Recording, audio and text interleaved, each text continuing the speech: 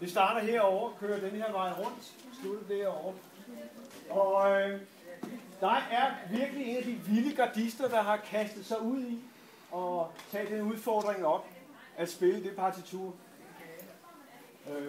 Og det er vi jo glade for. Så ordet er dit, Tanne, jeg sagt. Jamen tak, jeg tager det som en meget interessant oplevelse. Jeg fik det at vide her for nogle dage siden, og jeg har ikke rigtig tænkt videre over det, men jeg kom herind, og jeg fik at vide, at det var et maleri. Det var det så ikke.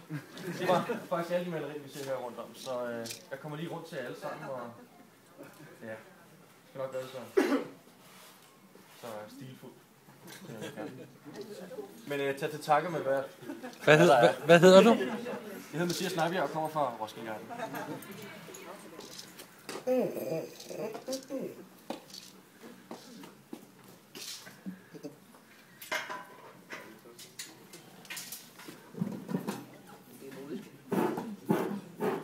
Så er det første, jeg lige fortolker her.